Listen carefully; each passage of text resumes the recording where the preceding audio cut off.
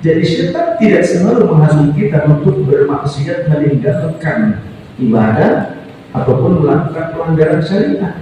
Ada kalanya juga syaitan mendampingi seseorang untuk menuju pada ibadah yang justru dalam ibadah itu membuatnya sombong. Ini ada hikayat. Sahabat Ibnu Ummi Maktum itu kan sahabat Buddha. Suatu ketika Ibnu Ummi Maktum itu mau ke masjid, tongkatnya itu jatuh. Pada saat tongkatnya jatuh, dia kemudian berupaya untuk mencari sambil pelan-pelan, ternyata tersandung kemudian jatuh dan kepalanya membentur batu, berdarah. Lalu kemudian dia berupaya untuk mencari tongkat, ketemu, karena tidak ada yang menuntun waktu itu, dia pergi sendiri.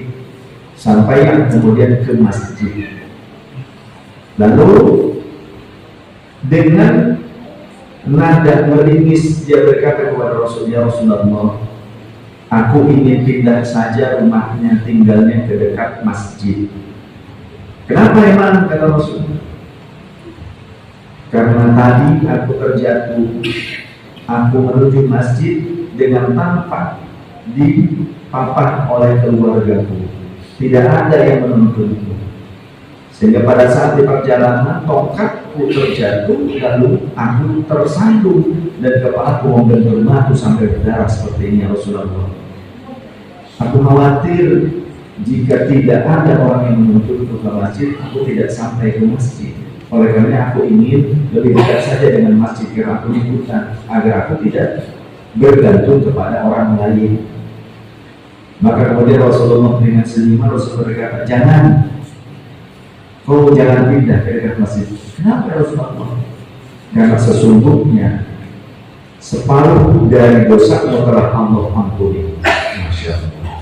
Separuh dari dosamu telah Allah ampuni sejak kami membentur batu tersebut, dan sejak kepalamu sejak darahmu membasahi batu itu, maka sampai nanti hari kiamat batu itu akan memintakan ampunan untukmu terus-menerus sampai hari kiamat. Diberikan pengetahuan seperti ini oleh Rasul, maka sahabat Ibnu Ummi Maktum berkata, ya Rasulullah, mulai sekarang aku tidak ingin pindah ke dekat masjid. Biarlah aku jauh dari masjid, dan aku akan tetap berupaya ke masjid meskipun aku buta, meskipun tidak ada orang yang menuntunku. Itu orang buta dan jauh dari masjid. Bagaimana kita yang melek dan dekat dengan masjid. Lalu besok-besoknya selalu ada yang nyamper, kemudian menuntun. Ayo, Ibnu Maktum, aku tuntun. Oh ayo. Ketika sudah berjalan waktu yang cukup lama, sekitar lebih daripada 1 pekan, setiap hari selalu dituntun oleh orang itu. Dan orang itu tidak masuk masjid, orang itu nunggu di luar. Saya takut nunggu di luar sini. Lalu Ibnu Ummi Maktum ini, sahabat Ibnu Ummi Maktum, bertanya, sebetulnya siapa kamu? Kau menuntut aku ke masjid, tapi kau tidak mau masuk ke dalam masjid. Ketahuilah, wahai Ibnu Ummi Maktum, semuanya itu adalah iblis, aku adalah setan. Setan menuntun sahabat Ibnu Ummi Maktum ke masjid. Lalu bertanya sahabat tersebut, kenapa kau tuntun aku ke masjid, yang padahal kau sendiri tidak masuk ke dalam masjid? Karena sesungguhnya ketika kau terjatuh dan kepalamu membentur batu itu, di saat itulah Allah telah mengampuni sebagian dari dosa-dosamu sejak lampau, dan batu yang basah oleh darahmu itu, ia akan terus memintakan ampunan untukmu sampai hari kiamat. Oleh karenanya, aku tidak rela jika kamu terjatuh lagi, karena khawatir nanti seluruh dosa akan diampuni. Aku tidak mau,